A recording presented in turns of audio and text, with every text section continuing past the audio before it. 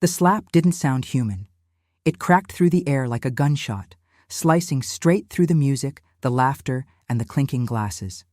For one long second, no one moved. The band stopped. The guests froze mid-toast. My daughter-in-law stood in front of me, her white wedding gown shining under the chandeliers, her hand still raised.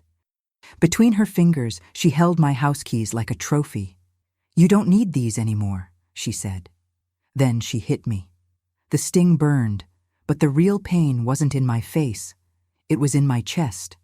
Because when I looked at my son, Michael, he didn't move. He didn't say a word. He just stood there, pretending he hadn't seen a thing. That was the moment I realized I was completely alone. And in that silence, I decided to make a call. My name is Lydia Thompson, and I'm 69 years old. That night, at my son's wedding, I learned that dignity is heavy. Too heavy for someone my age to keep carrying quietly. I've spent most of my life lowering my head to keep the peace, smiling through disrespect, and pretending that silence equals strength. But I've learned that silence only feeds those who want to erase you. My husband, George, left me this house when he died 15 years ago. It's more than just walls and windows.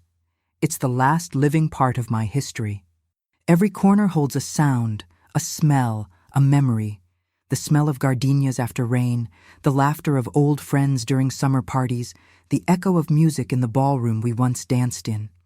It's where I've hidden my pain and where I still keep my pride. My son thinks it's just a house, a financial burden, an outdated symbol. And Emily, my new daughter-in-law, sees it as a wasted opportunity. She once called it an unproductive asset. That was the day I realized she wasn't marrying into our family. She was buying into it. When they invited me to the wedding, I knew I wasn't really wanted there. I was a decorative piece, a polite formality. Still, I put on my blue dress, pinned up my hair, and told myself that Grace could still protect me. The venue was breathtaking. White roses, champagne, a grand piano in the corner. I remember thinking how strange it was that the same flowers blooming on every table had once grown in my garden, planted decades ago by Henry Lawson, the man no one dares to mention anymore. Henry, the gardener who built our first greenhouse, the man who gave his son away so that I could be a mother. The man this town never forgave. When Emily's hand struck me, I walked straight out of that hall. The night air hit my face harder than her slap had.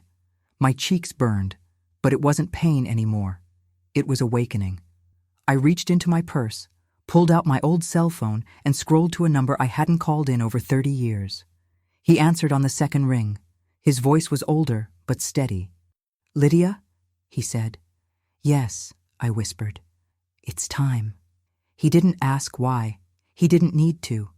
When I walked back into the hall, Michael was giving his speech, words like growth, future, and change rolling off his tongue like a rehearsed prayer. He spoke of new beginnings, as if that justified the cruelty it took to erase the old ones. The crowd clapped, the band began again, and the night pretended to move on. But inside me, something was shifting, something that had been buried beneath guilt, lies, and polished manners for decades. They all wanted my house, but none of them ever asked who built it. As I stood by the doorway, I knew Henry would come. And when he did, nothing in that room, not the bride, not my son, not the people who had watched me shrink for years, would ever be the same again. Where are you watching from? Tell me in the comments. I like knowing how far these stories find their way. And if you haven't yet, subscribe. I'd love to have you here for the next one. I woke up before the sun that day. The light hadn't even reached the curtains yet, but my heart was already racing, as if it knew something I didn't. The house was quiet, the kind of silence that feels thick, heavy, like a warning. I walked barefoot through the hallway. The old floor creaked under my steps, whispering secrets of everyone who had ever walked those boards. In the kitchen, the coffee pot clicked and sputtered like it always did. The smell filled the room, comforting and cruel at the same time. For years, coffee was what started my mornings with George. Now it was what reminded me he was gone. His cup still sat on the top shelf, chipped, stained, impossible to throw away. Sometimes I'd take it down just to hold it, as if the weight of the porcelain might somehow anchor me to the past. On the table sat the wedding invitation. I'd read it at least 100 times. Michael Thompson and Emily Hayes invite you to share in their celebration of love. Love. Funny how people use that word for things that have nothing to do with it. I looked out the kitchen window at the garden, my sanctuary and my battlefield. The rose bushes were still wet with dew, their petals trembling in the morning breeze. Those roses had been Henry Lawson's pride. He used to say that flowers respond to kindness the same way people do. Maybe that's why mine kept dying lately. I poured a cup of coffee and sat by the window, the invitation still in front of me. I tried to picture the wedding, the music, the faces, the way Emily would look in her gown. I tried to imagine Michael smiling, happy. But what I saw instead was distance, the kind that grows quietly, like dust over a picture frame. When Michael was little, he used to sit on that same counter and watch me cook. He'd swing his legs and talk about everything, his friends, his dreams, his fear of thunderstorms. He used to call this house ours. Somewhere along the way, that word changed. Now he calls it the property. I don't think he means to hurt me, but love can turn cruel when it forgets its own roots. The phone rang just as I finished my coffee. It was Emily. Her voice, sweet and sharp like glass. "Morning, Lydia. Just checking to make sure you'll be there early. The photographers want some family pictures before the guests arrive." "Of course," I said. "I'll be on time." "Perfect. Oh, and maybe don't wear black. We want the photos to look bright and elegant." She laughed softly, as if she were joking. But she wasn't. "I wasn't planning on wearing black," I said. "Good," she replied. "See you soon." When the call ended, I just sat there staring at the phone. She wasn't rude. Not exactly. But there's a way some people speak to you that makes you feel small without saying anything cruel. It's a skill. I went upstairs to get dressed. My blue dress hung neatly on the closet door. I hadn't worn it since George's retirement party, a lifetime ago. It still smelled faintly of jasmine. I ran my hand across the fabric and felt a lump rise in my throat. That dress used to make me feel alive. Now it felt like armor. As I got ready, I caught my reflection in the mirror. The woman looking back wasn't weak. She wasn't defeated. But she was tired. Tired in the kind of way that doesn't show in posture or words, only in the eyes. Before leaving, I walked through the living room one last time. My gaze fell on the piano in the corner, the same one Henry used to polish for George's parties. I touched one of the keys. It let out a soft, dusty note. It reminded me of laughter, of promises, of a life that seemed endless back then.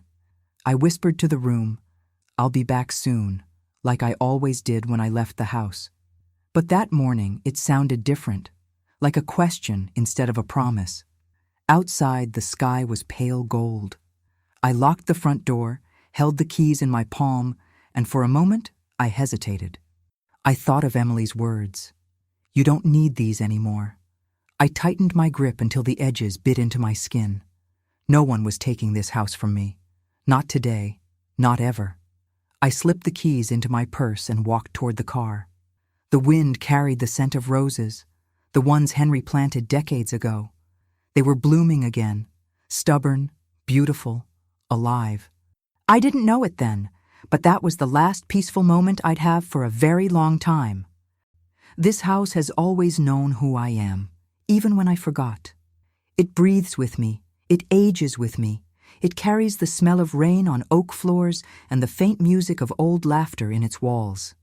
When I walk through it, I hear time breathing. There are marks everywhere, the dent on the staircase where Michael dropped his toy truck, the burn on the counter from George's first disastrous breakfast, the hairline crack above the dining room window that's been there since the storm of '87. I never repaired it. I liked how it reminded me that something could be broken and still hold. When George was alive, the house was a pulse, a living thing made of people and music. Every weekend we entertained guests, local business owners, church friends, social climbers pretending to be humble. George loved that world. It made him feel important. I just loved watching the house glow. There were nights when the air smelled like lilies and laughter, and I used to think, we built something that will outlive us. I was half right. After George died, silence became a tenant. At first, I tried to fill it, cooking, cleaning, talking to the roses in the garden. Then I realized the quiet wasn't loneliness. It was loyalty. The house stayed when everyone else left. People say it's just a building, but that's because they don't know what lies beneath it. This land sits on the edge of the old lakefront, the same area developers are now fighting over. There's talk of a new resort complex, luxury villas, private docks. A group from New York offered a fortune for several nearby properties. Everyone knows that if they could get my house, they'd have the entire shoreline. Emily knows it too. I saw the way her eyes flickered when she first visited. "It's charming," she said, running her fingers along the banister. "Imagine what this could become with the right investor." That was the moment I realized she wasn't marrying my son. She was marrying his potential profit.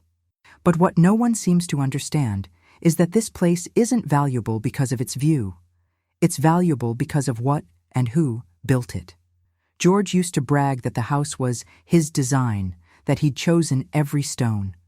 The truth is, most of it came from the hands of a man whose name no one says anymore, Henry Lawson, our gardener.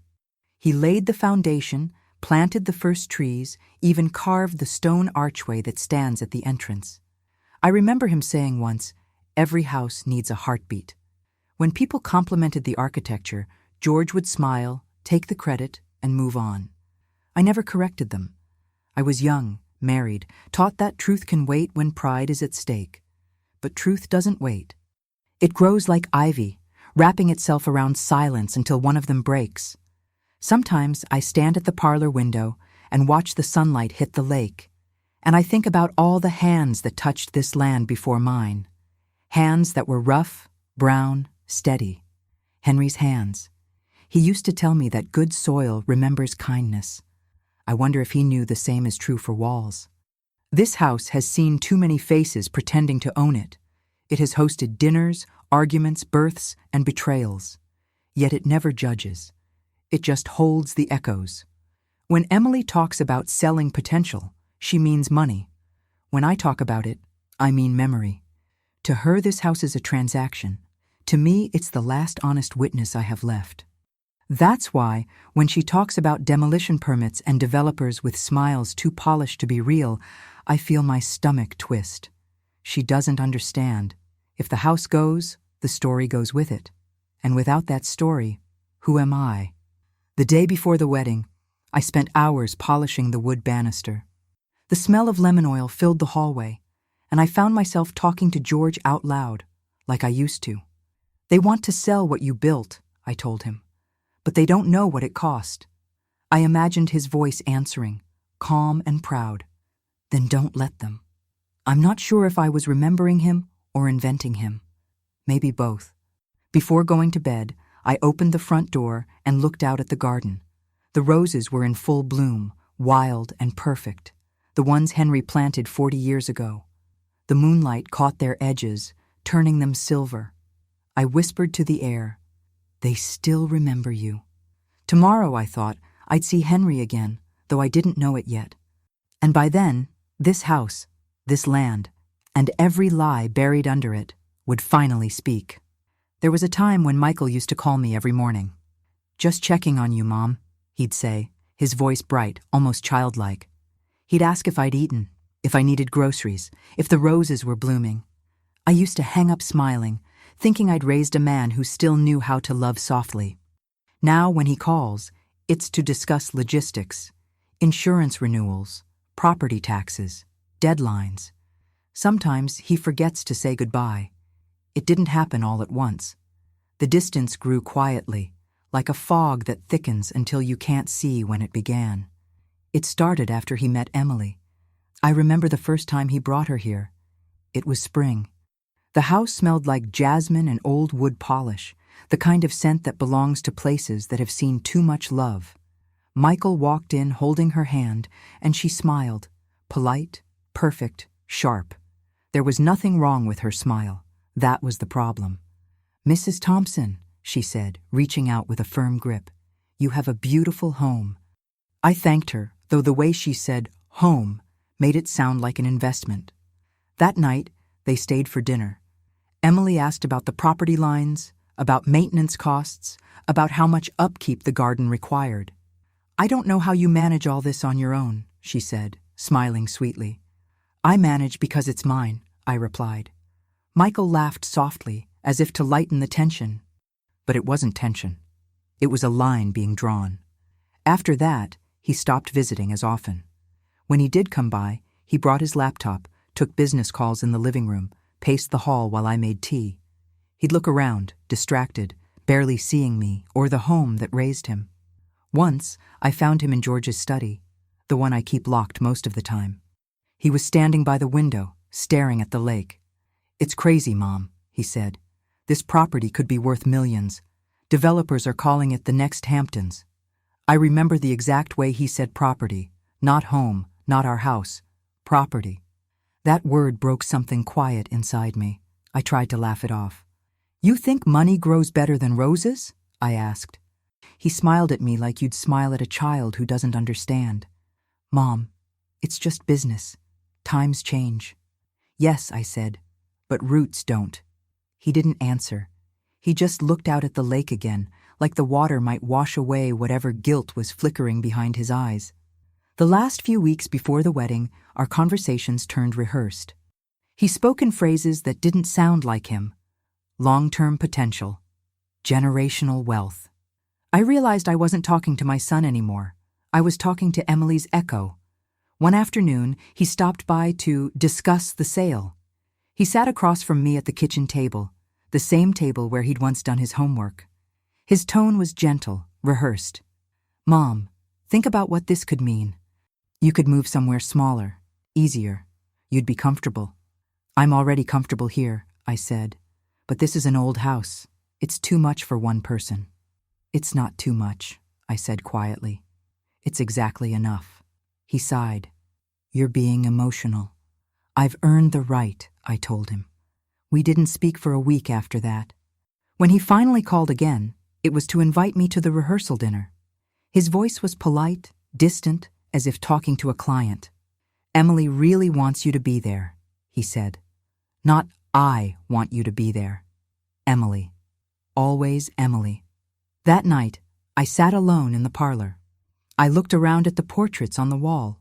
George, Michael as a child, me holding him in the garden.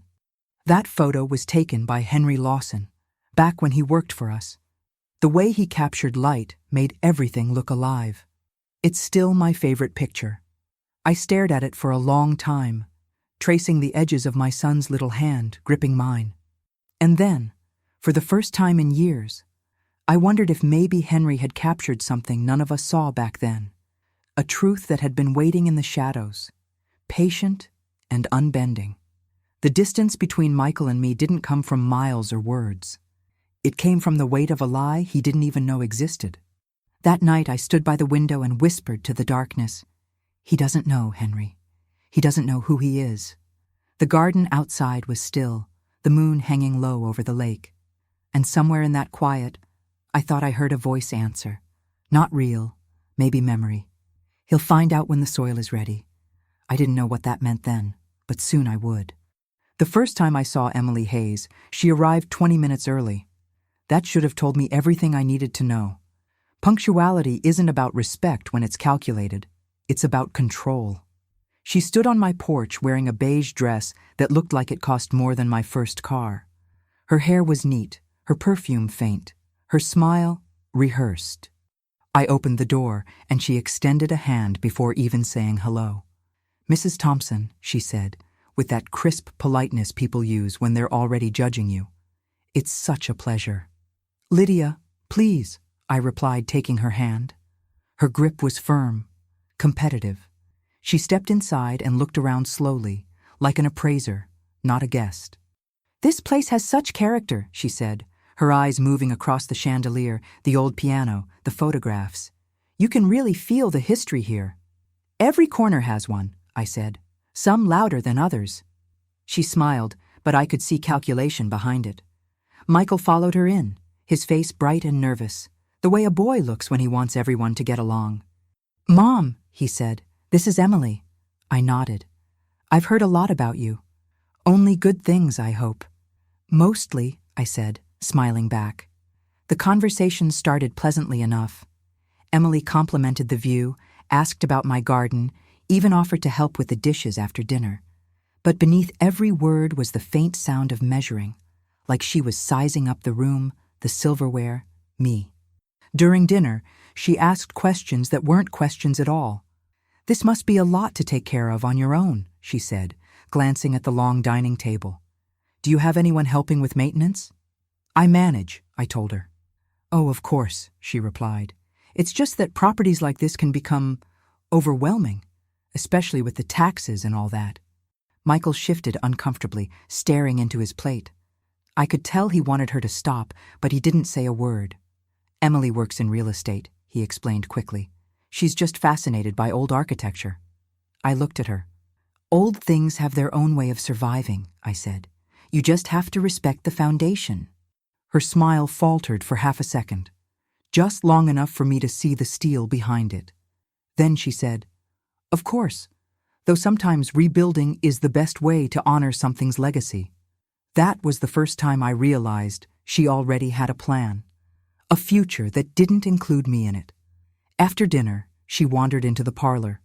The moonlight from the lake slipped through the windows, touching the piano keys. Emily ran her fingers along the lid, then turned to me. "Do you play?" "Not anymore," I said. "Shame. This piano would make a lovely centerpiece in a modern space." A modern space. That's what she saw. Not the years, not the echoes, not the memory of George sitting right there, pretending to play while Henry tuned the keys. To her, it was decor. A thing. When they left that night, I stood on the porch and watched her walk down the path. Even from behind, she moved like someone used to being watched. At the car, she turned to wave, that same perfect smile, and for just an instant, I saw her expression drop. It was cold, almost empty. Then she turned away, and the mask slid back on. Inside, I found Michael's glass still half full on the table. The ice had melted. I picked it up, ran my finger along the rim, and thought about how love can evaporate the same way, slowly, silently, leaving nothing but the outline of what used to be. Later, I walked through the house, turning off lights. The quiet felt heavier than usual. I paused by the window, staring at the garden. The roses were sleeping in the dark, their stems moving gently in the wind. Somewhere deep inside, a warning bloomed, quiet but sure. This woman wasn't here to join the family. She was here to claim it. And though I didn't know it yet, the next time Emily Hayes would step through my door, she wouldn't come with a smile. She'd come with paperwork. It started with whispers. A neighbor mentioned that she'd seen Michael and Emily having coffee downtown with a man in a suit. Another friend called to ask if I was finally ready to let go of the old place. I laughed it off, but something in her voice made me uneasy. A few days later, the truth arrived, not as a confession, but as an oversight. Michael sent me an email meant for someone else. The subject line read, "Property Appraisal, Thompson Estate." My hands shook as I clicked it open. Inside were attachments, maps, photos, valuation estimates, and notes from Emily's lawyer. That's when I saw the name, Lakeshore Development Group. I'd heard of them. A chain of resorts moving along the East Coast, swallowing up family properties and turning them into boutique luxury. They offered more money than anyone could refuse. Anyone except me. The plan was simple. They wanted to buy my home, demolish it, and build a waterfront spa and hotel. A destination for the elite. My home. The place where my husband died, where my child took his first steps, where Henry once planted a magnolia tree for my birthday, reduced to a blueprint with a pool and valet parking. I forwarded the email back to Michael with a single line. I think this was meant for someone else. He didn't respond that night, or the next. 3 days later, he showed up at my door, nervous smile, hands in his pockets. "Mom, "I was going to talk to you about this," he said. "Talk to me?" I asked. "Or convince me?" He sighed. "Please don't make this harder than it has to be. This house is worth millions. You could move somewhere comfortable, travel—" "I'm comfortable here," I interrupted. "It's just a house," he said. "It's walls, wood, land. You could start fresh."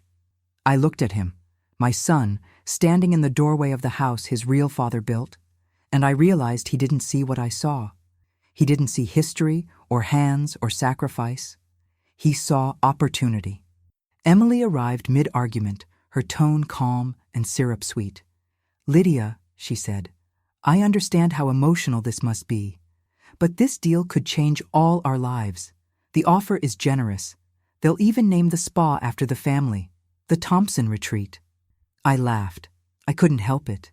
"You want to put my husband's name on a place built over his grave?" Her smile never cracked. "It's just business." That phrase, just business, has destroyed more families than war. When they left, I stood in the living room, surrounded by papers I didn't remember dropping.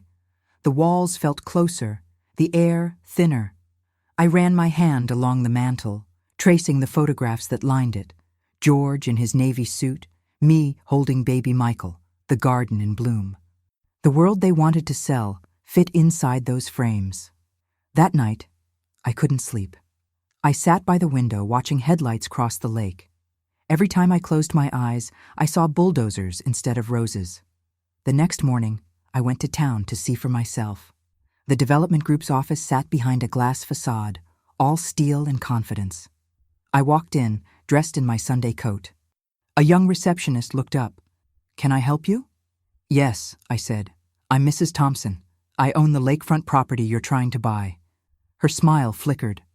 "Oh, I believe Mr. Hayes and his wife are handling the negotiations on your behalf." "My behalf," I repeated.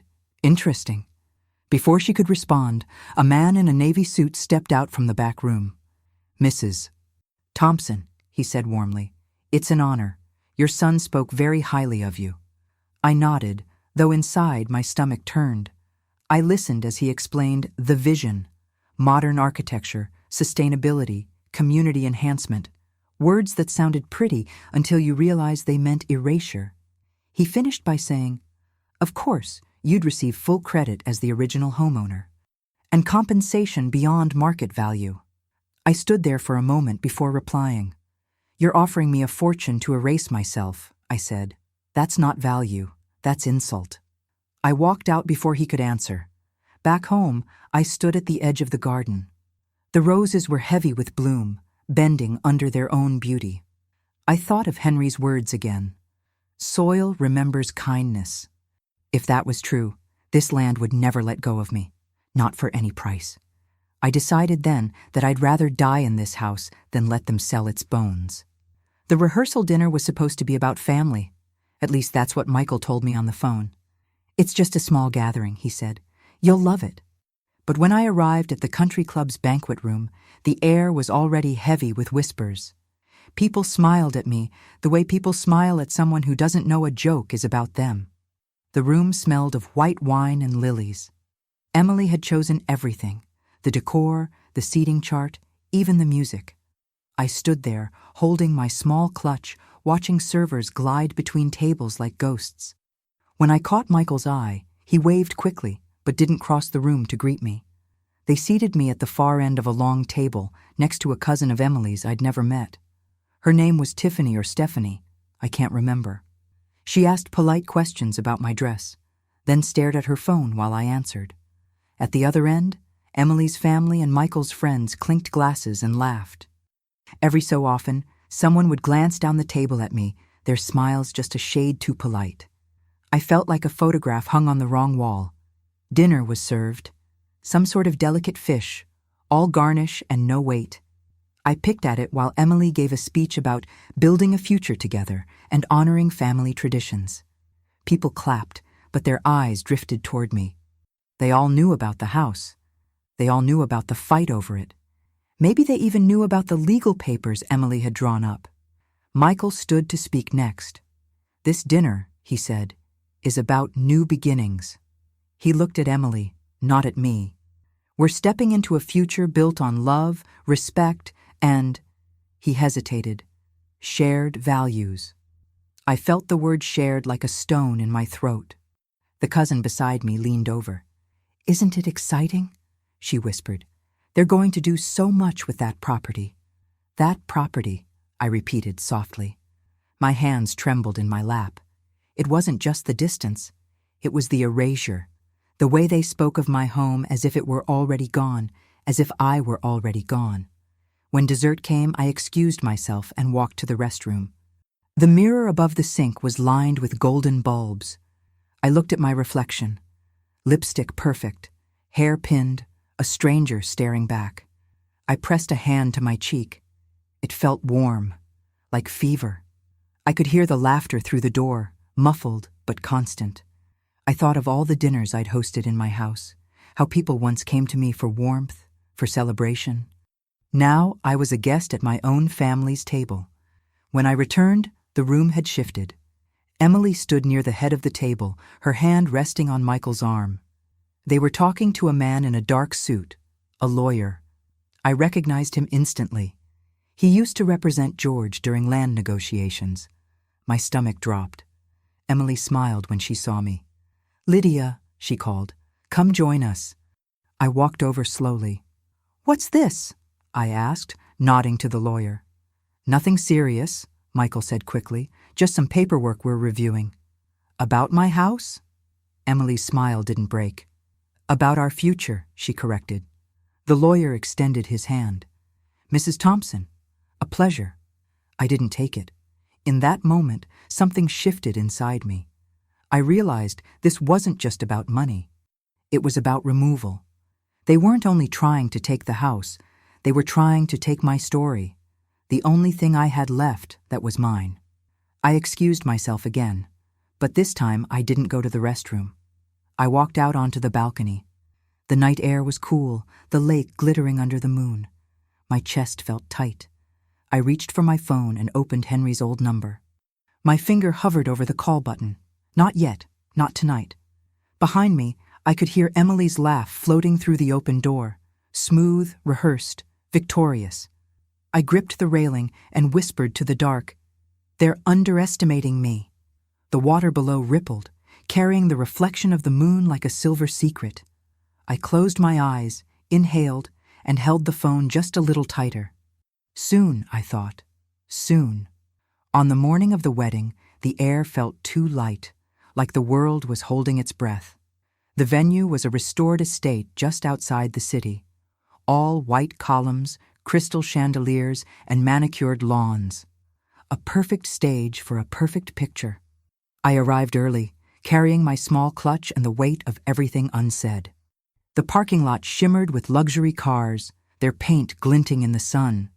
People in pastel dresses floated toward the entrance like petals blown by the same wind. I could hear the string quartet rehearsing inside, soft and polished, as if nothing imperfect had ever existed. When I stepped through the doors, the smell hit me first: roses, champagne, and money. Emily had thought of every detail. The floral arrangements were identical to the ones in my garden, but bigger, flashier, imported from somewhere that didn't smell like soil. It was like looking at a reflection of my life in a distorted mirror. A young woman with a clipboard approached me. "Mrs. Thompson, right this way. We've arranged a seat for you near the front." Not with family. Near the front. I walked down the aisle of chairs, each ribbon tied in a perfect bow. My heels clicked against the marble floor, echoing louder than I wanted them to. People glanced up at me, quick smiles, polite nods, then looked away. Michael stood at the altar, adjusting his tie, looking every inch the successful man. I watched him steal a glance at Emily, who was at the far end of the room, speaking to the event planner. He smiled at her like she was sunlight. He didn't see me. I sat down and folded my hands in my lap. The fabric of my dress felt heavy against my knees, like armor. All around me, guests whispered about the flowers, the food, the bride's gown. And sometimes I caught my own name floating like smoke between their words. "She's here," someone murmured. "I wonder how she feels about losing the house. Maybe she'll finally let go." another whispered. I kept my eyes forward. The ceremony began. Music swelled, the kind meant to sound eternal, but written to last only 3 minutes. Emily entered, radiant, walking slowly down the aisle. People rose to their feet, cameras flashing. She looked beautiful and untouchable. As vows were spoken, I watched the crowd more than the couple. Their faces were masks, polite, fixed, perfect. Everyone pretending to believe in this fairy tale, everyone pretending not to know the truth underneath it. I saw one of George's old friends in the back row. He caught my eye, then looked away quickly, as if remembering something he'd rather forget. Emily's voice was steady as she said her promises. Michael's voice cracked once, then smoothed out, like he was forcing himself to stay inside the script.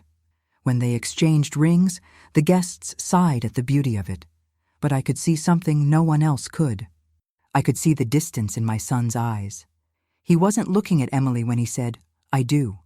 He was looking at the space just beyond her, as if searching for an exit. When the applause came, it sounded rehearsed. People rose, clapped, smiled for photos. I clapped too, my hands barely touching, my heart silent. After the ceremony, the reception hall opened. Gold-rimmed glasses lined the tables. The cake stood like a marble monument in the corner. The band played soft jazz as servers carried trays of hors d'oeuvres no one would eat. I moved through the room like a ghost. People greeted me, congratulated me, told me how lucky I was to have such a glamorous daughter-in-law. Their words felt like polished stones. At one point, Emily passed by me, her veil lifted now, her hair perfect again. She smiled. "You're enjoying yourself, I hope," she said. I nodded. "It's beautiful." She tilted her head slightly. "It will be even more beautiful when everything is in its right place." Her words weren't about the wedding. They were about my house. I knew it. She knew I knew it. And she smiled like a cat holding a bird. I stood at the edge of the dance floor, watching people swirl in their designer shoes, laughing too loudly, drinking too fast. It was a celebration, but it felt like a performance. Masks on faces, scripts in mouths. In that moment, I realized the wedding wasn't just a union, it was a transaction. Emily had taken my son's heart, and now she was reaching for my walls, my floors, my garden, my life. And as I stood there under the glittering chandeliers, I felt something cold and steady rise inside me. I wasn't going to leave this place quietly. The band had just finished playing their second set when Emily raised her glass for the toast. The chatter dimmed, the lights softened, and every pair of eyes turned toward her.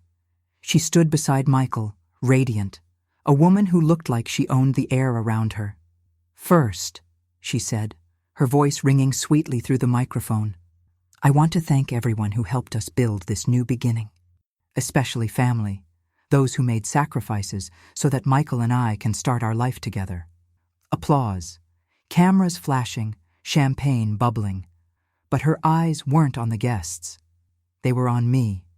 I sat near the front, clutching my glass of water, watching her smile grow sharper with every word. "There's one last detail we'd like to handle tonight," she said, turning toward Michael. "Something symbolic, about closing the past and opening the future." Michael looked confused for a split second, then smiled, as if remembering a part of the plan. "Mom," he said softly into the microphone, "Emily thought it would be beautiful if you gave us the keys to the house, to start fresh, as a gesture of trust." A soft murmur spread through the room. People shifted in their seats, waiting for my reaction. Emily extended her hand toward me, palm open. "You won't need them anymore, Lydia. You've done your part. It's time for us to take care of things." I froze. The weight of her words filled the silence like smoke. My pulse pounded in my ears. I could feel hundreds of eyes on me, waiting to see if the old woman would surrender. I rose slowly. "No," I said, my voice steady. "That house is mine. Your lives begin wherever you choose, but not there." Her smile faltered, just for a heartbeat. "Please don't make this uncomfortable." "It already is," I replied. A nervous laugh rippled through the crowd. Emily's cheeks flushed. She stepped closer. You can't hold on to everything forever, Lydia. Some things are meant to move forward. And some things, I said, were never yours to move. Michael tried to intervene.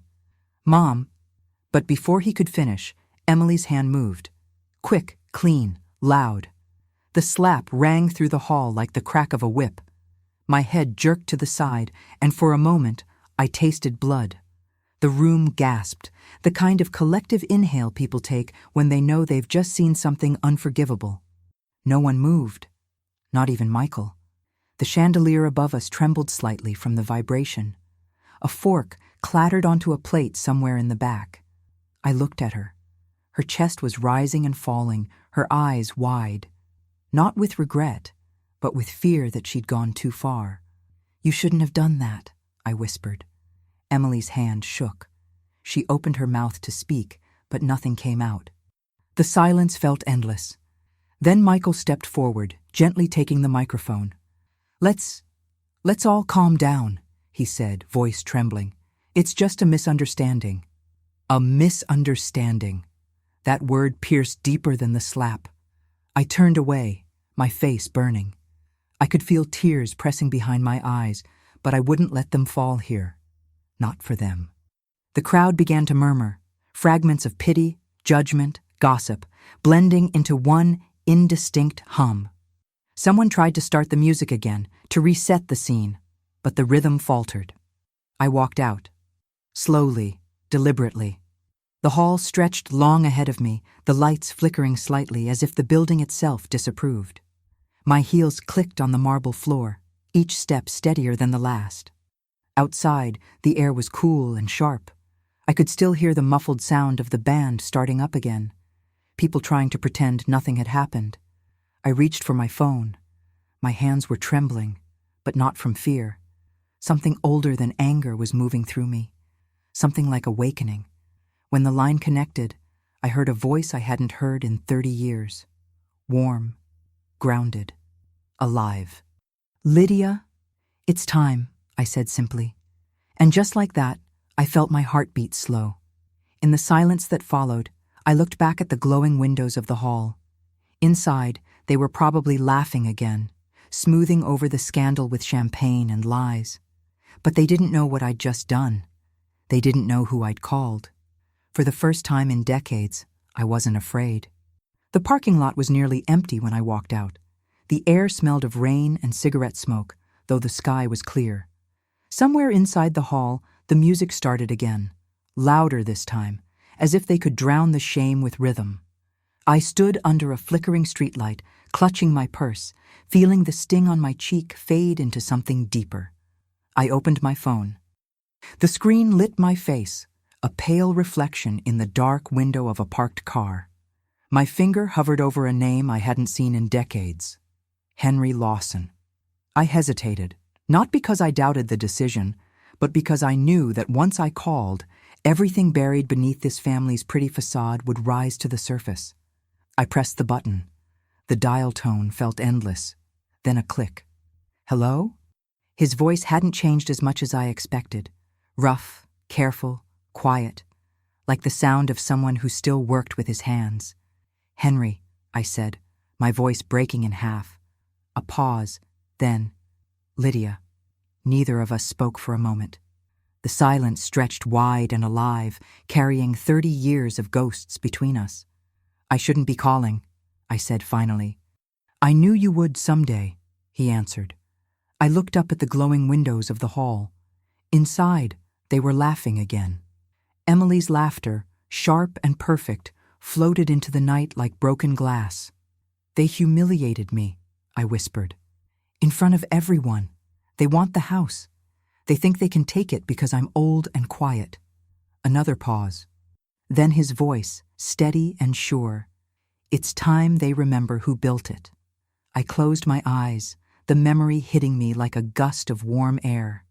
The sound of shovels, the scent of fresh soil, the summer when the walls of the house first went up. Henry was younger then, strong, sunburned, patient. He used to hum when he worked, small songs that made the air feel softer. George would stand nearby giving orders, but it was Henry who made things real. It was Henry's hands that shaped the foundation, his sweat that darkened the wood. And it was Henry who handed me a crying baby one cold night, the moon silvering the dirt road behind the house. "He deserves more than I can give," he'd said. That baby was Michael, my son, our son. Henry broke the silence.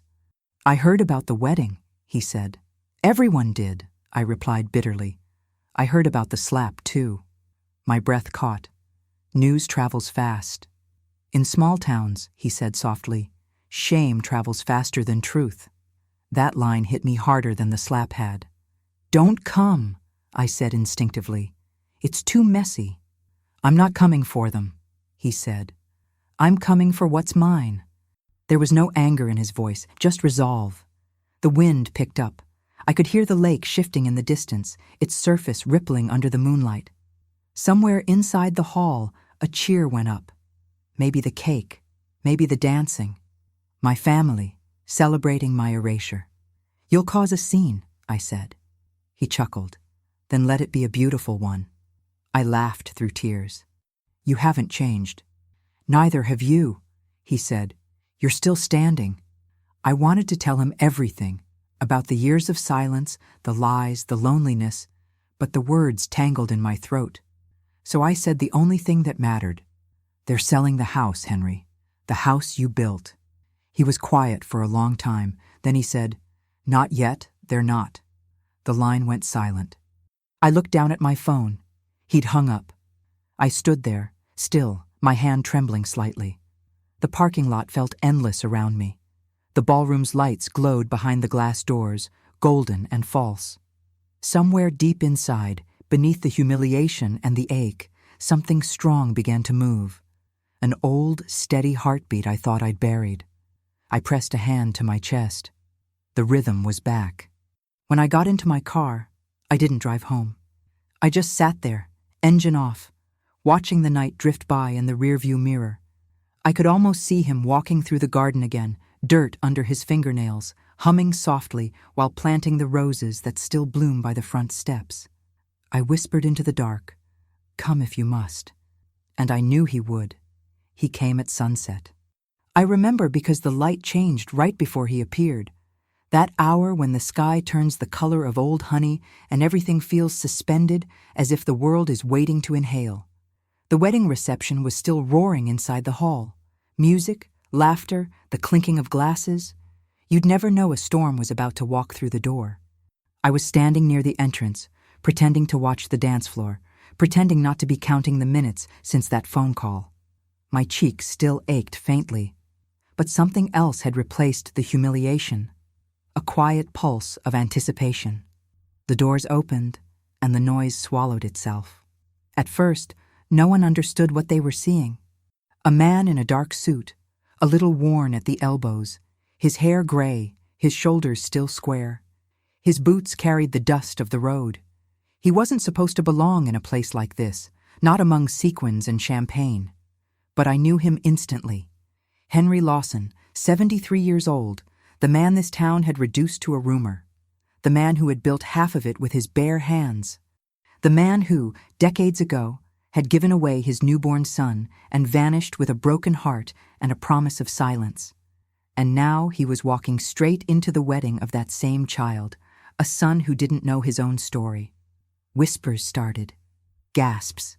Someone near the door said, "Is that?" Another voice, nervous. "It can't be." Emily turned first. The smile froze on her lips. She recognized him. Maybe from the old photograph that still hung in the hallway of my house, the one she probably planned to remove. Michael looked confused. "Who is that?" he murmured. Henry didn't speak at first. He just stood there, scanning the room, letting the silence do the work. Then his eyes found mine, and the world tilted back into balance. He nodded once, like a soldier acknowledging another survivor. I stepped forward, my heels clicking on the marble, the crowd parting instinctively. Emily whispered something to Michael, but he didn't move. When I reached Henry, I stopped just short of him. "You came," I said. "I built this house with my hands," he answered softly. "I wasn't going to let them tear down another one." Emily's voice cut through the quiet. "Who is this?" she demanded. "Security!" "No," Michael said, his tone sharper than I'd heard in years. "Wait." Henry looked at him then. Really looked. His eyes softened, the corners crinkling. "You planted your first tree with me," he said quietly. "You were 5. You called it the forever tree." The air in the room seemed to fold inward. Michael blinked, his brow furrowing. "What are you talking about?" I took a deep breath. The truth had waited long enough. "He's your father," I said. My voice didn't tremble. "Your real one." The room exploded into whispers. Someone dropped a glass. Emily took a step back, her hand clutching Michael's arm. "That's insane," she hissed. This is some manipulation." "It's the truth," Henry said. "Ask her." Michael turned to me, eyes wide, desperate. "Mom, what is he saying?" I met his gaze, and for a moment he looked like the boy who used to hide behind my skirt during thunderstorms. "You were born from his hands," I said softly, "and raised by mine." He staggered a step backward, like the floor had vanished. His face went pale. Emily's anger turned sharp. "You mean to tell me you lied his entire life?" I didn't look at her. "I kept him safe," I said. "Your husband was born in the arms of a man this town threw away, and I made sure he never knew shame." Henry took a slow breath. "I didn't give him up because I didn't want him," he said. "I gave him up because I couldn't feed him. His mother died giving him life, and I didn't want him to die with her." The silence that followed was heavier than any applause. Michael's eyes filled, but no tears fell. "Why now?" he asked. "Because they hit her," Henry said simply. Gasps rippled through the guests again. Emily's jaw dropped. Henry stepped closer, voice steady, but shaking at the edges. "You can sell your dreams. You can sell your name, but you don't sell the ground that raised you." He turned to leave, but I caught his hand. For the first time in 30 years, I felt his pulse under my fingers. Still strong, still human. The crowd parted as he walked out. No one stopped him. They just stared, as if they'd seen a ghost crawl out of the past. Michael stood rooted in place, his world collapsing in quiet, invisible ways. And me? I finally breathed. After years of silence, the truth had a sound. After Henry left the hall, no one moved. It was as if his absence had pulled all the air out of the room. People stared at me, waiting for some explanation that would make the scene less unbearable. But I had none to give. Michael's voice broke the silence first. "Mom, tell me that's not true." His face was pale, his jaw tight. Emily clutched his arm, whispering something I couldn't hear. Cameras had stopped flashing. Even the band was still. The chandeliers hummed faintly above us, the only sound left. "It's true," I said. Every word. Gasps, murmurs. The kind of noise that happens when people can't decide whether to pity or judge you. Emily stepped forward. "You're telling me you raised him on a lie? That you built his life on charity?" I met her stare. "No, on love." Michael turned away, pressing a hand to his mouth. "Why? Why would you keep that from me?" I took a step closer. "Because it wasn't mine to tell. It was his gift, and your father's promise." I could see the confusion twist inside him. His voice shook. "George knew?" "Yes," I said softly. "He knew everything. Henry came to us after his wife died in childbirth. He had nothing. No money, no family, just a baby in his arms and grief in his eyes. I'd lost every pregnancy I ever tried to carry. I couldn't watch another child disappear into the world alone. So we made a choice. A cruel, merciful choice. I glanced toward the open doors, where the last light of sunset had slipped away. George agreed to take you in. He thought he was saving me from despair, but he also knew that silence is a heavy price for a miracle. Michael sank into a chair. The weight of it all seemed to bend his spine. "So all these years, you let me believe that you were wanted," I said, "because you were, every day of your life." Emily scoffed. "This is madness, some gardener's sob story, and you expect us to believe "Don't say his name like that," I snapped. My voice cut through the whispers like a blade. "That man built the very house you're trying to sell. Every stone, every wall, every flower in that garden, his hands shaped them. He didn't just give me a son, he gave me the ground we stand on." Emily blinked, startled by the fury in my voice. "You can't just rewrite history, Lydia." "I'm not rewriting anything," I said. "I'm finally telling it." Michael looked at me, tears finally breaking through. "All this time, you were carrying that alone?" I nodded, "Because I didn't want you to look at yourself and see shame." He swallowed hard. "And now?" "Now I want you to look at yourself and see truth." The guests had started leaving one by one, the uncomfortable slipping away from the weight of what they'd witnessed. Only a few stayed, faces half curious, half afraid. I didn't care anymore. For the first time in decades, I wasn't performing. Emily was trembling now, her calm cracking. "Do you realize what this means? If people find out, if this gets out, then maybe," I said quietly, "they'll finally see what real decency looks like." She turned to Michael. "Say something." But he didn't. He just stared at me, at the woman who'd been both mother and secret keeper. He looked at me like he knew me, he whispered. "He does," I said. "Every time you stand in sunlight, you're standing in his reflection." Emily grabbed her purse and stormed toward the door. "I'm not staying here for this circus. Let her go." When she disappeared into the night, I turned back to Michael. "You can hate me," I said softly. "You can leave, you can shout, you can never forgive me. But don't forget the truth of where you come from." He looked at me through tears. "I don't know who I am anymore." I reached out and touched his cheek. "You're both of us," I whispered. "The man who gave you life and the woman who kept it safe." He didn't pull away. He just sat there, breathing, as if the room itself were trying to make space for the truth. Then he said, barely audible, "I need to see him again." I nodded. "You will." Outside, thunder rolled across the lake, distant, patient, like something that had been waiting a long time to be heard. The morning after the wedding, the house felt too quiet. The silence wasn't peaceful. It was jagged, restless, the kind that follows a storm, but still smells like lightning.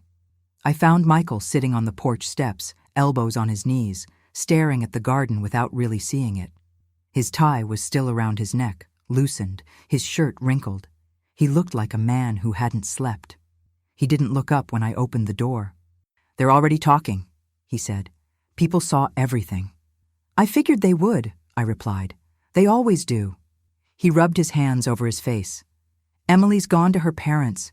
She says she can't believe what you did to us." "What I did?" I asked quietly.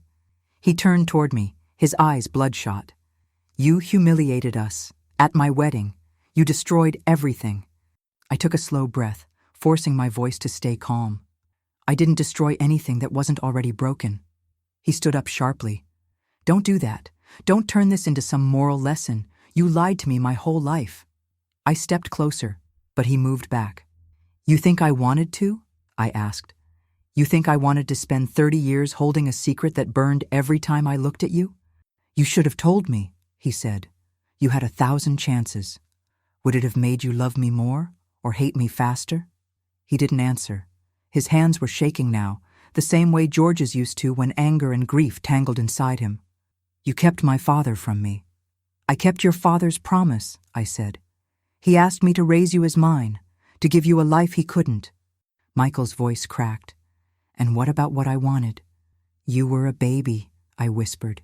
"You didn't know what hunger was, what loneliness felt like. I did. I couldn't let you learn it from birth."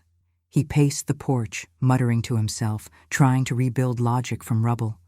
"All these years, I thought I came from something solid, a good family, legacy, honor, and now—" He laughed bitterly. "Now I find out I'm just some—" "Don't finish that sentence," I said sharply. He looked up, startled. "You are not just some anything," I said. "You are the best thing 2 broken people ever did right." He froze, his face softened just a little. Then he sat back down, burying his face in his hands. "I can't breathe," he said. I wanted to go to him, to hold him like when he was a boy, after nightmares or thunderstorms. But I stayed still. Sometimes love has to give space before it can give comfort. After a while, he said, I don't even know what's real anymore. My father isn't my father. My mother lied. The house I thought I'd inherit isn't really ours. Everything feels false. I sat beside him.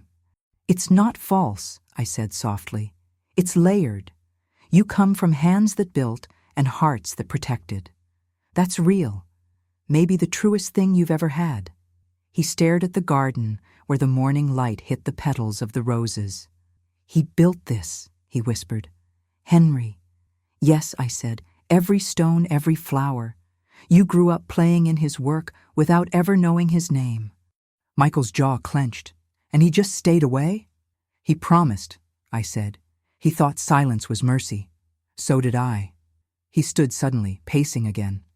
I have to see him. I have to look at him and ask why he gave me away. He didn't give you away, I said.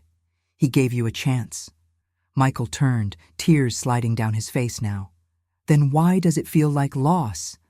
Because you're human, I said, and truth hurts before it heals. We stood there in silence, the garden rustling softly around us. The air smelled of wet soil and something almost sweet, the first hints of rain. Finally, he asked, Where is he? I hesitated. He didn't say, but I know where he'll go. Where? I looked toward the lake, the reflection of clouds moving slowly over its surface. Home, I said, back to the place he started. Michael nodded slowly, eyes distant. Then I'll find him. As he turned to leave, I caught his arm. Michael, I said, my voice barely a whisper, don't go looking for revenge. He shook his head. I'm not. I just need to see what part of me survived without me knowing. He walked down the steps, his figure growing smaller against the light. The wind picked up, scattering petals across the path. I watched him go, my chest hollow and full at the same time. The truth had finally done its work. It had cracked the walls, shattered the illusions, and set something free. But freedom, I realized, doesn't always come with peace. That night, I couldn't sleep. The house groaned with old sounds, as if it were remembering everything at once. Laughter, footsteps, arguments, lullabies. The air was thick, restless. I walked through the hallways in my nightgown, touching the walls like I was tracing the veins of a body still alive. In the parlor, the moonlight spilled through the curtains, silvering the piano keys.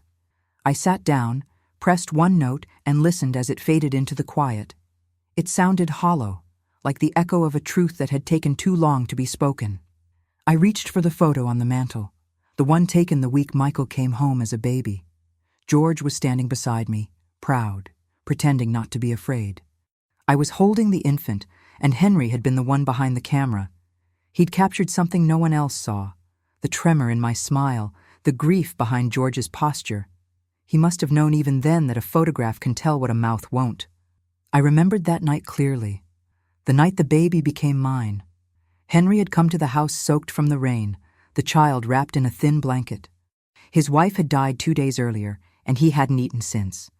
He stood on the porch trembling, not from cold but from the weight of what he was about to do. I can't keep him, he said. He needs more than I can give. I opened the door wider, though my husband's voice echoed from behind me, warning, commanding. We can't take on someone else's problem, Lydia. But when I looked at the baby, red-faced, hungry, impossibly small, I felt something shift inside me. Every emptiness I'd carried since losing my last pregnancy filled with light and terror all at once. I took the child into my arms. He's not a problem, I whispered. He's a beginning. George hesitated. He'd always wanted a son, a name to carry on the family's legacy. He looked at me, then at the baby, then at Henry. If we do this, he said, it never leaves this room. Henry nodded. I know. He handed me a small wooden box, the only thing he owned worth anything. His mother's locket, he said. Keep it until he's old enough to understand. I still have that box. I've never opened it. When Henry left that night, I stood at the window and watched him disappear down the muddy road. The rain had stopped, but the sound of water dripping from the trees followed him like footsteps. I thought I'd never see him again. George and I told everyone we'd adopted from a distant cousin's family. People believed it because they wanted to. This town has always preferred tidy lies to messy truths. But I paid for that lie in small ways.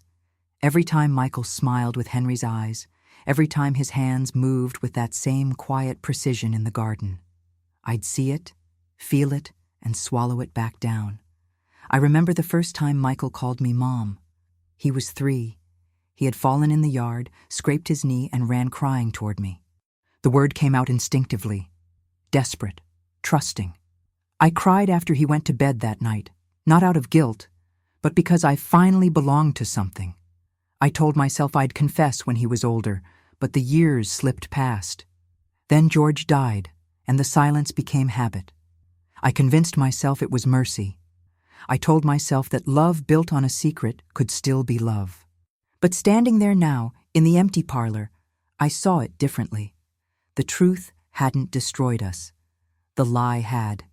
I walked to the window and looked out at the garden. The roses glowed under the moonlight, wild, untrimmed, beautiful. I thought of Henry, how he used to say that plants grow stronger when they face the wind. Maybe people do too. My hands trembled as I reached for the wooden box in the drawer beneath the mantel. The latch was stiff from years of disuse. I opened it carefully. Inside lay a small silver locket on a frayed ribbon. I traced the initials engraved on the back. M.L., his mother's name, Mary Lawson. I held it to my chest. "He'll know you," I whispered. "I'll make sure he does." For the first time since the wedding, I felt something like peace. Not the gentle kind, the kind that comes after everything's been burned and you're standing in the ashes, finally seeing what was buried underneath. The past wasn't gone. It had just been waiting, patient, unyielding, for someone to dig it up. By morning, the story had spread across town like smoke through dry grass. I hadn't even stepped outside before the phone started ringing. Friends, neighbors, voices I hadn't heard in years, suddenly eager to sound concerned. They weren't calling out of compassion. They were calling for confirmation. "Lydia, is it true? Was that really him? The gardener? People are saying all sorts of things, dear. You must be devastated." Each word came wrapped in sugar and poison. I stopped answering after the third call. The house phone rang until I pulled the cord from the wall. The silence that followed felt cleaner. From the kitchen window, I could see 2 reporters parked down by the mailbox. One of them had a camera pointed toward the house. The other was talking on his phone, probably feeding gossip to someone who'd never known a day of silence in their life. It was strange. All these people who'd spent years ignoring me now suddenly remembered I existed. The same ones who used to eat at my table, drink my wine, compliment my roses.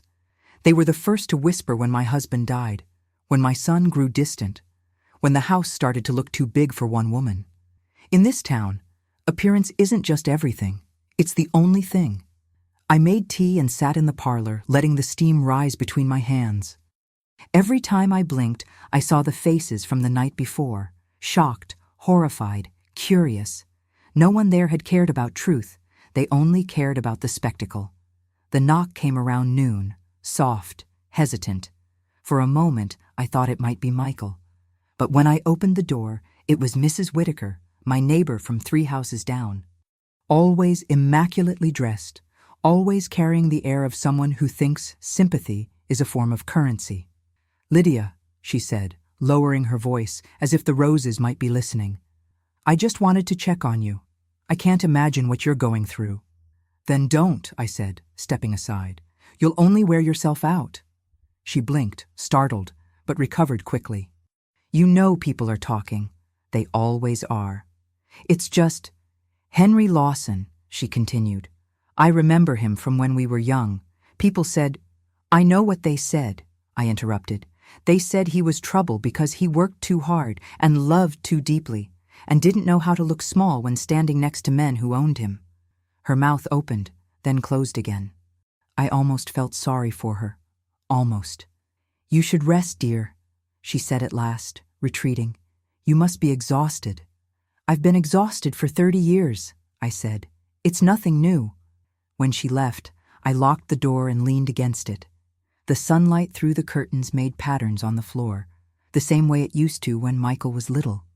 For a moment, I imagined him there again, small, laughing, innocent of everything. The memory was so sharp it almost hurt. Later that afternoon, I went out to the garden. The roses were still blooming, though the air carried the first chill of autumn. I knelt beside the soil, running my fingers through it. It was still warm, still alive. I thought about the night Henry was forced to leave town. People said it was because of impropriety, because a woman from a good family had been seen speaking too kindly to him. They said he didn't know his place. They said he should have been grateful for work. They said a lot of things, and I said nothing. That silence still haunts me, because in this place, silence is permission, and I had given plenty. Now, decades later, the same people who'd buried his name under gossip were digging it up again, not to honor it, but to feed their hunger for scandal. I stood, brushing the dirt from my hands. "You were right, Henry," I murmured. "Soil remembers kindness, but people remember hierarchy." I walked back inside, leaving the door open behind me. For the first time, I didn't care who looked in. Let them see me. Let them see the cracks. I sat by the piano again, pressing a single note. It lingered in the air, low and trembling, and I realized something simple and terrifying. I had spent my entire life trying to appear respectable in a world that never intended to respect me. The curse of appearances isn't what they make you look like. It's what they stop you from becoming. I looked out the window again, at the roses bowing gently in the wind, and whispered, "No more pretending." For the first time in years, I meant it. That night, I sat in the study with the locket still in my hand, the silver catching faint light from the lamp. It felt heavy, not from metal, but from meaning. Everything that had been hidden for decades was now exposed, and the air around me seemed to hum with consequence. Michael had gone silent since morning. No calls, no messages.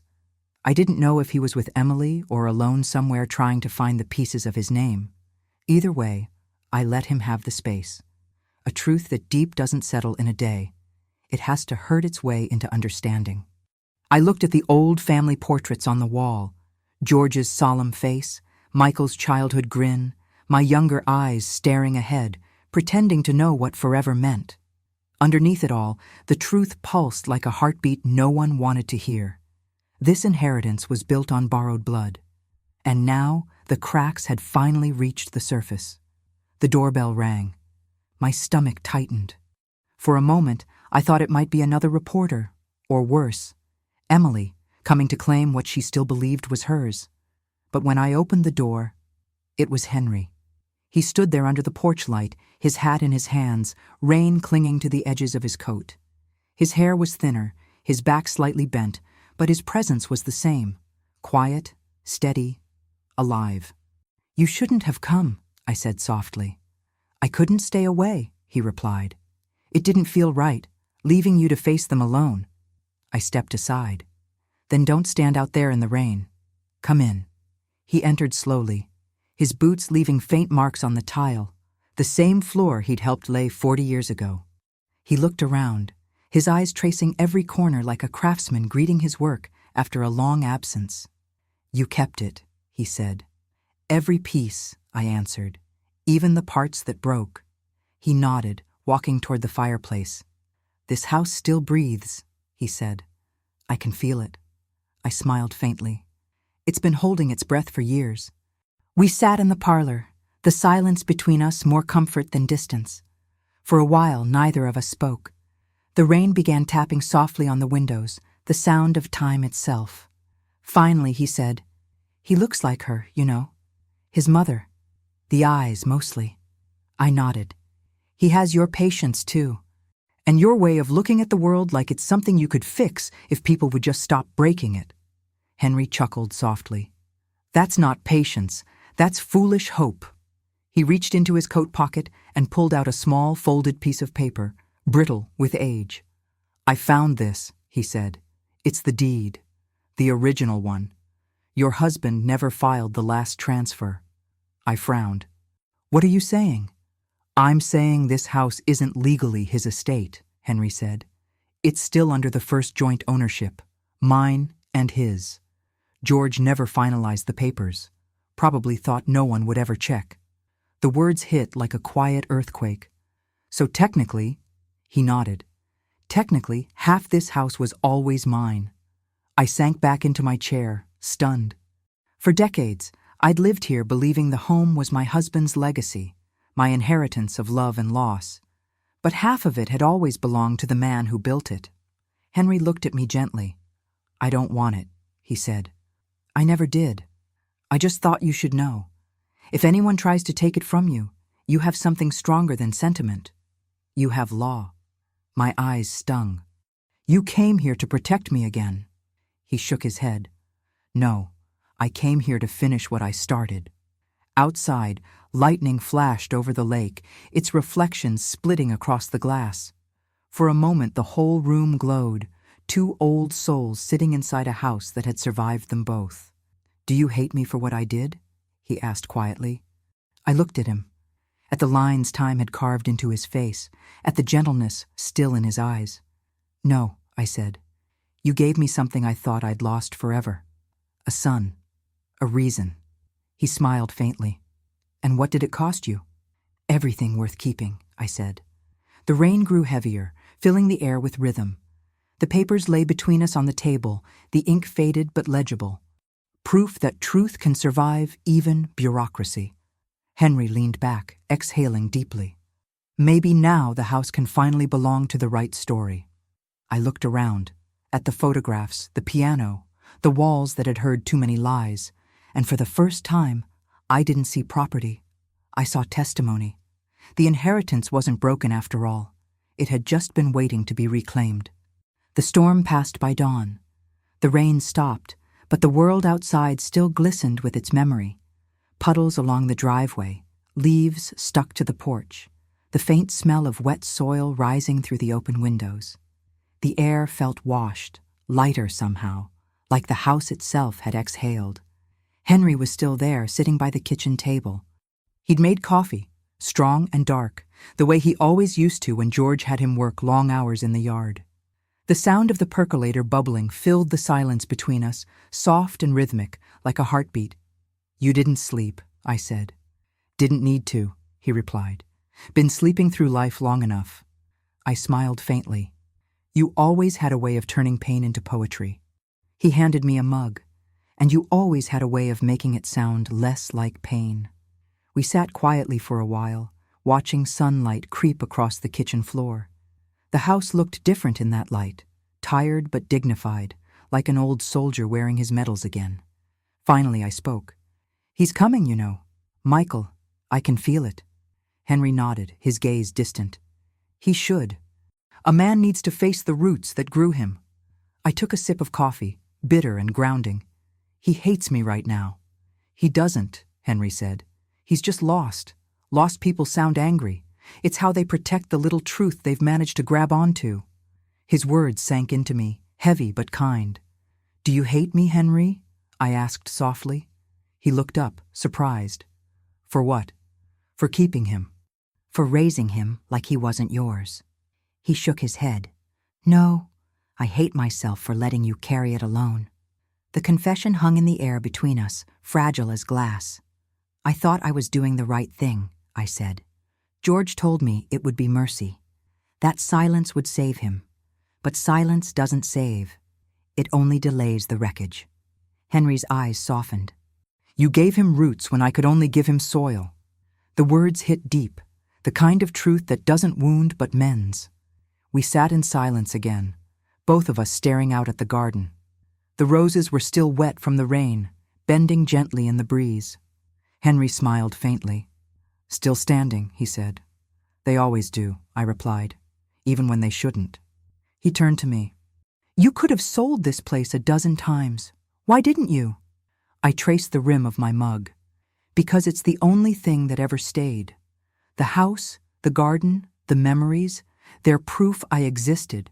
I thought if I let them go, I'd disappear with them. Henry nodded. You're not disappearing. You're being seen again." I met his eyes, and for a moment I saw the young man he'd been. Sunburned, determined, too good for the world that tried to shrink him. "Do you ever regret it?" I asked. He exhaled slowly. "Every day, and not at all." "Explain that," I said. "I regret not watching him grow," he said, "not teaching him how to hold a hammer or the way to plant a rose without breaking the stem. But I don't regret giving him to you. He got his mother's gentleness through you. If he'd stayed with me, grief would have swallowed that." My throat tightened. "You gave him life twice, Henry. Once when he was born. Once when you let him go." He smiled sadly. "And you gave him what comes after life. Belonging." We sat there until the clock struck 9. The world outside was waking up, birds calling, car engines humming faintly from the main road. I felt strangely calm, like something had shifted inside me, settled into place. Henry stood, finishing his coffee. "You know he'll have to choose now," he said. "I know," I replied. "And whatever he chooses, I'll let him. Even if it means losing him." I looked out the window at the roses. "If you love something right, you don't lose it. You just stop holding it hostage." Henry smiled, a tired, beautiful smile. "You've grown wiser than me." "Age does that," I said. "It teaches you that the hardest part of love isn't giving it. It's not using it to control someone else." He put on his hat, walked to the door, and turned back to look at me. "You should open the windows today," he said. "Let the house breathe again." I nodded. Maybe it's finally ready to. When the door closed behind him, the house was quiet again. But it wasn't lonely anymore. The silence felt full, alive, as if the walls themselves had heard every word and finally understood. It was 2 days before Michael came back. 2 days of quiet mornings, untouched tea, and the strange peace that comes after devastation. I didn't know if he'd gone back to Emily or just driven until the road ran out, but I didn't call. I wanted his return to be his choice, not my plea. When I finally heard the crunch of tires on the gravel, my heart didn't leap. It steadied. I went to the porch and waited as the car door opened. Michael stepped out slowly, his shirt wrinkled, his face drawn, a man who'd been walking through the wreckage of his own identity. He didn't speak at first, just stood there, hands shoved in his pockets, staring at the house. I could see the questions in his eyes, the way he was trying to reconcile the building he'd grown up in with the history it now carried. "Can I come in?" he finally asked. "You never need to ask," I said. He nodded once and followed me inside. The air smelled faintly of rain and lemon polish. Sunlight spilled across the floorboards, catching the dust in thin ribbons of gold. He looked around, like someone seeing a familiar place for the first time, slower, more careful, almost reverent. "Emily's not coming back," he said after a moment. "I didn't think she would," I replied. "She said she can't be with a man who doesn't know where he comes from." I turned to face him. "Then she never knew what love means. None of us ever truly knows where we come from. We just learn who we're still becoming." He smiled faintly, the kind of tired smile that hides a bruise. "You sound like him," he said. I froze. "Like who?" "Henry." I said nothing. He walked to the piano and pressed a key. The sound was soft, uncertain. "I found him," he said quietly. My breath caught. "You did?" He nodded. "At the lake. He was fixing the fence by the old dock. Said it's the only place he still feels useful." "What did you say to him?" "Nothing at first. I just watched him work." Then he looked up and said, "You have her eyes." And I said, "I think I have yours too." Tears blurred my vision, but I didn't move. I didn't want to break the moment. "We talked for hours," Michael continued, "about my mother, his wife, about you, about what happened. He didn't blame you, you know. He said you carried both of us." My throat ached. "He's always been kinder than the world deserved." Michael turned toward me, his expression soft but sure. "I understand now," he said. "You didn't lie to protect yourself. You lied to give me something better to stand on. I wanted you to have a future built on love, not shame," I said. He nodded slowly. It just took me 35 years to see it. He crossed the room and sat across from me. Henry said something I can't get out of my head, he continued. We spend half our lives proving we're worthy of love, and the other half learning we already were. I smiled through tears. That sounds like him. He asked me what I was going to do now, Michael said, and I told him, I don't know, but I know I can't keep pretending. None of us can, I whispered. We sat in silence, the kind that feels safe. Then he looked toward the window, where the garden glowed in the afternoon light. He was out there, wasn't he? When I was little? Yes, I said. He used to hum while planting. You'd follow him around, asking questions, trying to copy him. You even called him Mr. Henry. I remember the humming, he said softly. I thought it was just the wind. It was the sound of love doing its work, I said. Michael exhaled, his shoulders easing for the first time in days. I don't know what happens now. I don't even know what this house means anymore. It means what it always did, I said. Home, not because of who built it, but because of what it held. He looked at me then, really looked, and I saw the boy I'd raised flicker back through the man he'd become. Can I stay a while? He asked. I reached across the table, placing my hand over his. As long as you need. Outside, the roses swayed gently in the wind. And down in the garden, a figure moved, Henry, humming again, pruning the bushes as if nothing had changed. Michael stood and walked to the window. His voice was quiet, awed. He's here. Yes, I said. He never really left. For the first time in years, the house didn't feel divided. It felt whole. It started with a single idea, a small, impossible seed that refused to die.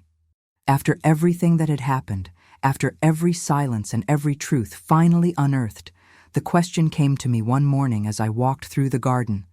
What if this house could mean something again? The world outside still whispered about the scandal, but I'd stopped listening. For once, I wanted to live forward, not backward. I stood by the magnolia tree Henry planted years ago and watched Michael and him working side by side, repairing the old bench near the roses. They didn't speak much, but they didn't need to. The rhythm of hammers and laughter said everything. That was the moment I decided. The house had survived too much to remain a monument to pain. It needed to breathe again, not just for us, but for others. I called Michael into the kitchen that afternoon. He was covered in dirt, his sleeves rolled up, his face tired but peaceful. I've been thinking, I said, pouring us both coffee. Maybe it's time we open this place. He frowned. To who? To people who need what we have, I said. Not money or land, but time, quiet, healing. He studied me carefully. You mean, like a business? No, I said.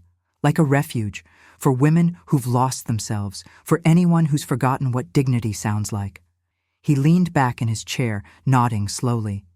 You'd call it what? The garden house, I said. Henry chuckled from the doorway. Figures, he said. You always did believe roses could fix anything. They can't fix everything, I said, smiling. But they remind people that growing again is possible. From that day forward, the house changed, not in structure, but in spirit. The rooms that once echoed with tension began to fill with new sounds. The rustle of notebooks, laughter over shared meals, quiet tears behind closed doors, music from the piano that hadn't been played in years. We cleared out George's old study and turned it into a reading room. The parlor became a space for conversation and rest. I opened the windows every morning so the lake breeze could wander through. For the first time in decades, the house didn't feel like a tomb. It felt like a pulse. People started coming, slowly at first. A woman from town who'd just left an abusive marriage. A young man who'd been cast out by his parents. A widow who couldn't bear to sleep in her own bed anymore. They came because someone told them, "Go to Lydia's place. She listens." Michael handled the repairs and finances. Henry tended the garden, humming as he always had. I handled the hearts.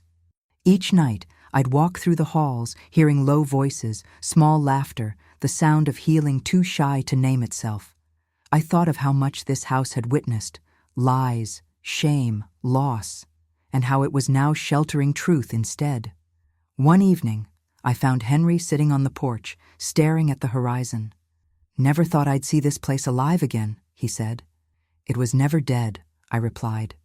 "It was just waiting for someone to stop apologizing for it." He smiled, that quiet, steady smile I'd missed for half a lifetime. "You did good, Lydia." "I just opened the doors," I said. "You built the rest." We sat there in silence, listening to the wind move through the magnolias.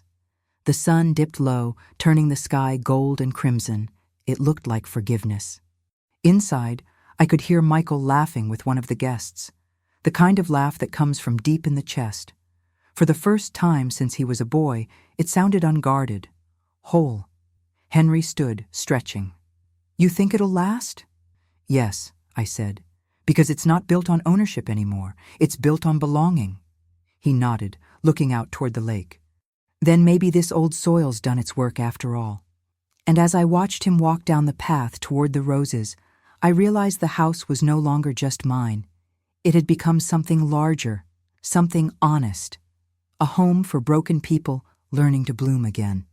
The garden house wasn't born out of wealth or inheritance. It was born out of surrender, the moment I stopped fighting to keep what was mine and started sharing what was left. Sometimes, healing doesn't mean rebuilding what was lost. It means tending to what survived. The morning the garden house opened, the sun rose slower than usual. Or maybe I just noticed it more. I stood at the front door, the same door where Henry once handed me his child, and breathed in the scent of dew and lilacs. For the first time in years, the house didn't feel heavy. It felt ready. People began arriving in small waves. Not guests, not clients, souls. A teacher who'd lost her husband to illness. A teenage girl who hadn't spoken to her parents in months. A retired man who said he just needed somewhere to sit without being needed. I greeted each one the same way, with tea, with quiet, with listening. Michael helped them carry their bags inside. His steps had changed, slower, grounded, without that old edge of performance. He smiled at me once, just once, and in that smile, I saw the boy who used to chase butterflies through the garden, laughing with grass stains on his knees. Henry was already in the yard, trimming the roses, humming as he worked. Every now and then, someone would wander out to speak with him, and I'd watch as he handed them a pair of gloves and taught them how to prune without cutting too deep. "You've got to respect what's still trying," he'd say, "even the broken stems." The first week passed in quiet harmony. People came and went, each leaving a little lighter. Some stayed longer, helping with chores, cooking meals, repainting shutters. The house filled with voices again, the kind that don't argue or demand, but remind you that life continues. One evening, I found Michael sitting at the piano, his fingers brushing the keys softly. "I never knew you could play," I said. "I can't," he replied, smiling. "But maybe I can learn." Henry was sitting nearby, a cup of tea in his hands. He looked up at Michael with pride that needed no explanation. "Took you long enough," he said. Michael laughed, shaking his head. "You two are unbelievable." I sat down beside them. "Maybe, but we're still here." For a long while, none of us spoke. The sunset poured through the windows, painting the room gold. The roses outside swayed in rhythm with the wind. It was a scene I never would have believed possible years ago. 3 lives that had once been shattered now quietly stitched back together. Not perfect, not polished, but whole in a new way.